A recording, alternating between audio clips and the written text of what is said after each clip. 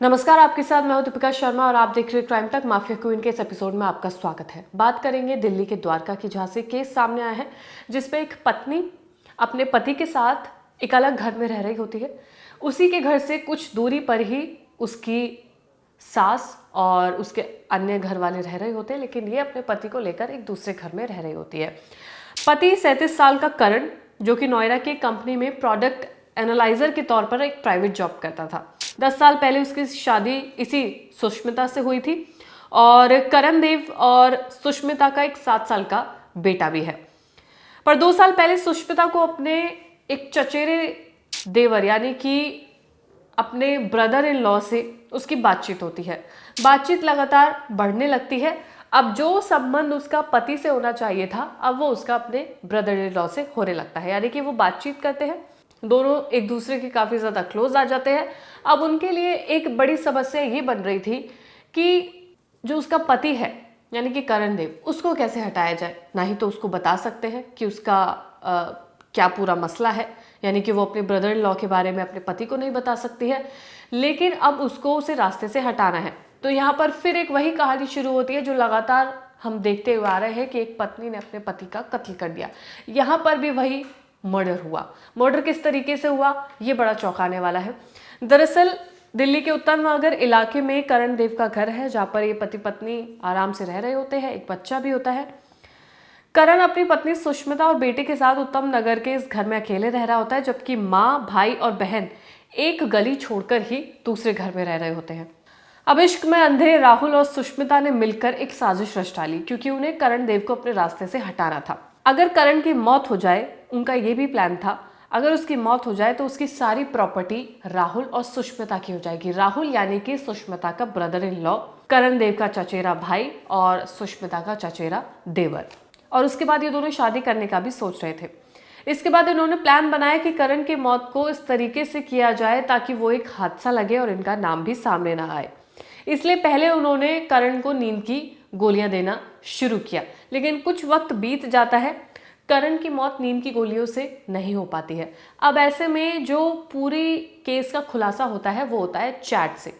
अब इसी दौरान जब पत्नी सुष्मिता को ये लगता है कि उसने अपने पति करण को नींद की गोलियां तो दे दी है, पर उसे कुछ हो नहीं रहा है, इस वक्त यानी कि जब वो अपने पति को मरते हुए देखना चाह रहे थे, उसी दौरान वो अपने प्रेमी राहुल को यानी कि अपने ब्रदर इन लॉ को मैसेज करती है कि मैंने तो उसे सारी नींद की गोलियां दे दी है, पर उसे अभी तक कुछ भी नहीं हुआ, अब आगे क्या किया जाए। उसके दौरान इन लोगों की बातचीत होती है, जो पुलिस के पास सारी चैट्स मौजूद है। इसके बाद ये दोनों तय करते हैं कि अब करण को करंट देना होगा ताकि उसकी मौत हो जाए। सुबह होने पर अब जब सुष्मिता को यकीन हो चुका था कि करण मर चुका है, यानी कि उसे करंट दे दिया गया है, तब वो 9 साढ़े 9 बजे रोती चीखती भागती हुई घर वालों के पास पहुंचती है और बताती है कि करण को करंट लगने की वजह से उसकी मौत हो गई है। सुष्मिता की बातों पर किसी को भी जरा सा भी शक नहीं हुआ। सबने मान लिया कि करण की मौत इसी वजह से हुई है। घर वाले उसे फौरन हॉस्पिटल लेकर गए, लेकिन उसे मृत घोषित कर दिया गया।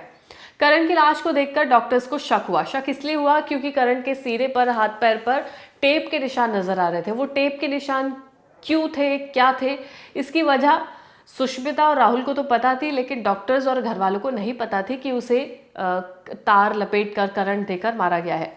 इसके बाद लाश का पोस्टमार्टम होता है, लेकिन करण की पत्नी सुष्मिता और करण का चचेरा भाई राहुल ये नहीं चाहते थे कि पोस्टमार्टम हो, क्योंकि उसके बाद सच्चाई सामने आ जाएगी। पोस्टमार्टम के बाद घर वालों को सौंप दिया जाता है। इसके बाद अंतिम संस्कार होता है। सभी रिश्तेदार अंतिम संस्कार के बाद घर लौटते हैं और उन रिश्तेदारों में से राहुल भी होता है। राहुल क्योंकि करण का चचेरा भाई था। जब वो अंतिम संस्कार करके घर लौटता है तो वो नहाने के लिए जाता है। वो अपने कपड़े बाहर छोड़कर जाता है। उस कपड़ों में उसका फ़ोन होता है। फ़ोन बाय चांस अनलॉक होता है।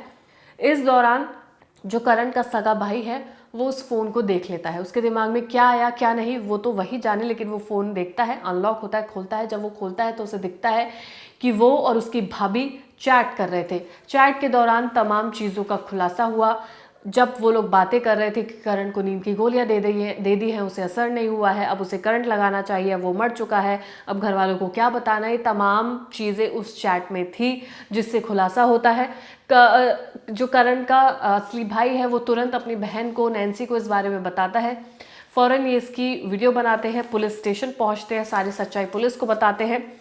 जब चैट के तौर पर करण के कत्ल का ये सबूत देखती है, पुलिस मुकदमा दर्ज करती है। सुष्मिता और राहुल को गिरफ्तार कर लिया जाता है। चैट सामने आते ही राहुल के साथ सुष्मिता ने अपना जुर्म कबूल कर लेते हैं और ये तमाम चीज़ें सामने आती है कि उन्होंने इस वजह से करण का कत्ल किया क्योंकि वो दोनों शादी करना चाहते थे, उसकी प्रॉपर्टी भी हड़पना चाहते थे और फिर अपना जीवन अलग से व्यापन करना चाहते थे। लेकिन इससे पहले तमाम चीज़ों का खुलासा हो जाता है।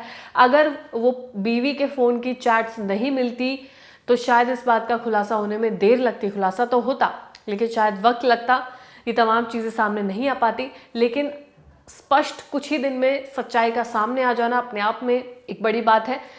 इन लोगों को गिरफ्तार किया गया, पूछताछ की गई, जुर्म कबूल कर लिया गया। लेकिन कहानी ऐसी थी कि ये सोचकर भी हैरानी होती है कि एक पत्नी अपने पति के साथ ऐसा कैसे कर सकती है। अगर वो किसी के साथ जाना ही चाहती थी, वो अपने पति को बताती, डिस्कस करती, चली जाती। लेकिन रिलेशनशिप्स का मजाक बन चुका है, ये हम सब ने देखा। हाल फिलहाल में कितने ऐसे केसेस आए, सोनम है, मुस्कान है, कुछ ऐसे जो चर्चित नाम है वो आपको मैं बता रही हूँ। लेकिन अदरवाइज इतने सारे केसेस हैं जिनकी कोई गिनती नहीं है। ऐसा ही केस सुष्मिता का भी सामने आया जहाँ पर उसने अपने पति का कत्ल किया। फिलहाल इस कहानी में इतना ही। अगर आप कोई नाम जानते हैं तो कॉमेंट सेक्शन में ज़रूर बताएगा। धन्यवाद।